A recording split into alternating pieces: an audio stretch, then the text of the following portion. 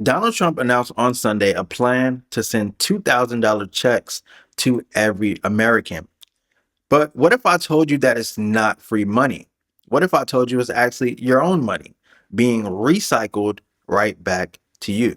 And alongside that, plans to create a 50-year mortgage term.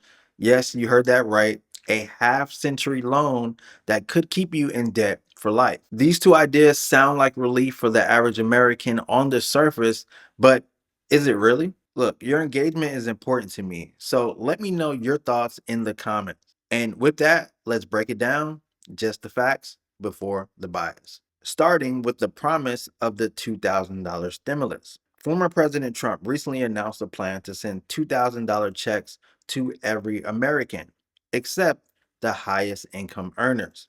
He called it a dividend, a payout funded not by printing money, but by tariffs collected from foreign imports. And that's the promise, to use the revenue from tariffs, basically taxes on imported goods, to send cash directly to citizens.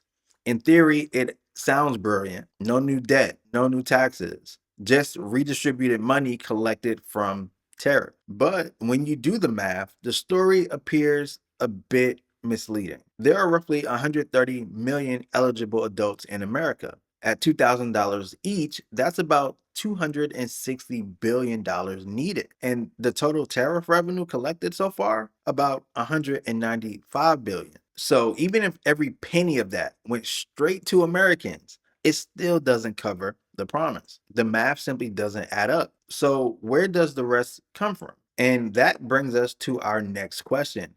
Who actually pays for tariffs? Tariffs sound like penalties on foreign countries, but in practice, American consumers like you and I actually foot most of the bill. Here's how it works. When the government places tariffs on imported goods like steel, electronics, or cars, the importers don't absorb those costs out of generosity. They pass them on to you, the consumer, through higher prices. So when the government collects that revenue, it's collecting money that you directly paid. Then it takes a fraction of that, $2,000 in this case, and sends it back as a dividend. It's like taking $100 from you through price increases and then giving you back $20 with a thank you note. So that's the cycle. You pay more for goods, the government collects the difference, then gives a small piece back to you, all framed as relief for Americans. Now, that's not necessarily corruption, it's just how the system works right now. But calling it a dividend masks who's really funding it, who's really funding it. And the plan faces more than just the math problems. Several of the tariffs that would fund this payout are already facing legal challenges in court. Judges have ruled that the presidential tariff powers might be more limited than previously assumed. And that means that the legal foundation for this entire $2,000 tariff dividend or stimulus check could crumble before the checks ever go out. And even if the court clears it, there's still congressional approval required. A president can propose it, yes, but can't unilaterally send out billions of dollars. So as of now, it's just a headline and not law. Oh, and there's one more twist to the story. Imagine you get that $2,000 check. You're excited. Who wouldn't be? But here's the thing, the very act of distributing that money might erase its value through inflation. See, tariffs tend to push prices up. Stimulus checks increase spending. When you combine the two, you get a recipe for higher consumer prices. And economists estimate tariffs alone add 0.5% to 1% to the consumer price index, also known as the CPI. Add stimulus driven demand, and your $2,000 might buy the same as $1,800 or even less. It's not necessarily a disaster, but it's not the free win it sounds like. So, if the tariff dividend doesn't stretch your dollar, what about the second policy idea? The 50-year mortgage. You see, the second proposal extends the traditional 30-year home loan to 50 years. The goal, smaller monthly payments. The trade off, much higher total interest. And here's an example of that. on a $350,000 loan at 6% interest. The payment on a 30-year mortgage costs about $2,100 a month with $405,000 in total interest. Now, the 50-year mortgage drops your payment to $1,850, but has a nearly $755,000 interest payment on it. That's nearly $350,000 more in total cost in exchange for $250 a month. It's like the perfect metaphor for short term relief versus long term costs. Critics say this just traps people into longer debt and slower equity growth. Supporters argue it's about access, giving families who can't afford a monthly payment a shot at owning a home. So, in other words, do you want cheaper access now or faster ownership later? And supporters even argue that if homeowners just invest the $250 they save each month into the stock market, they could potentially offset that cost, maybe even end up ahead. Early data says you might end up with $4 million at the end of 50 years. But critics counter that most people simply won't. They won't invest it, they'll spend it. Now, the 50-year mortgage raises a bigger question. What's the real problem it's trying to solve? Critics argue it completely misses the root issue, which is housing supply. You see, the real reason homes are expensive isn't mortgage terms like 10-year, 15, 30. 50. It's actually the shortage of homes.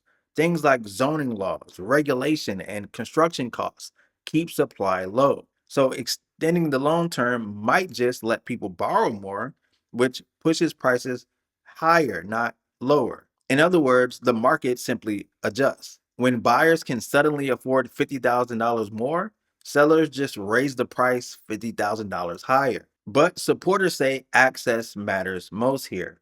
They argue a longer mortgage opens the door for families who would otherwise be locked out completely. So the question becomes, would you rather pay more over time or never own at all? If this becomes real policy, here's a checklist before saying yes to the 50-year term. You want to compute your payment, right? Know exactly what it costs month to month. Then you want to project your total interest.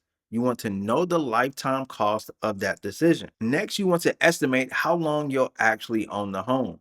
You see, most people sell within 7 to 10 years. Then, something very important is to ask yourself if you'll actually invest the difference. Then compare alternatives, right? Renting or sticking with the 30-year fixed loan. If your lifetime interest outweighs your expected equity gain, it's a liability. If not, it may just work out in your favor. Now, here's where things get interesting. Both of these ideas, the $2,000 check and the 50-year mortgage, line up neatly with the 2026 political calendar. The court ruling on tariffs is expected between February and May 2026. Stimulus checks could go out by January 2026. And the mortgage pilot program is likely to start late 2025 to early 2026. So you don't need a conspiracy theorist to notice the timing here. Economic relief paired with an election season tends to make headlines. Oh, and votes. But with all that being said, here are some common pitfalls to be aware of. Pitfall number one is counting on promises. You see, announcements aren't laws. No legislation has been passed yet. Mortgage terms still need agency approval. And financial markets tend to react instantly, long before any policy becomes real. Pitfall number two, ignoring inflation feedback. You see, tariffs and stimulus both raise prices. Together, they can cancel each other out. Your check, it grows, but so do your bills. And that's exactly what we're facing today. And pitfall number three is buying wrong with long debt. You see, a longer mortgage doesn't make a bad deal a good one. If you overpay by 10%, it can take 5 years just to build that equity back, especially right now where builders are under pressure because new homes aren't selling. So they may offer incentives or you may just ask for one, like rate buy downs that are better deals than a 50-year term. So always value shop first, which leads me to why this is important in the first place. Because at first glance, both proposals seem like a win. A $2,000 check, yay for Americans. A 50-year mortgage, yay for opportunity. But the fine print tells a story of the trade off. The tariff dividend simply gives you back money you've already spent.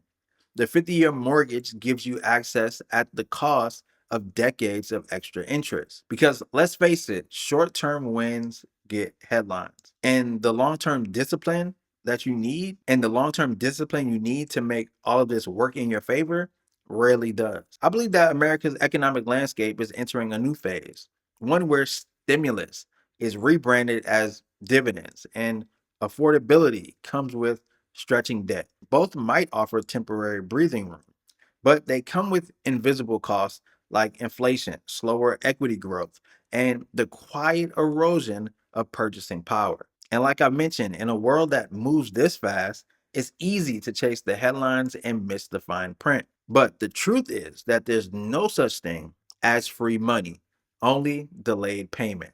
So before celebrating a $2,000 check or signing a 50-year loan, ask yourself something. Who's really paying for this? And will it cost you 5, 10, 50 years from now? So now it's your turn. What do you think? Is this smart policy or just short term optics? I want you to drop your thoughts in the comments. Let's crowdsource some opinion here and hopefully some common sense. If you found this breakdown helpful, hit the like, subscribe, and share it with someone who needs to see both sides of the story. Thanks for sticking with me. My name is Karan, and I'll see you in the next video.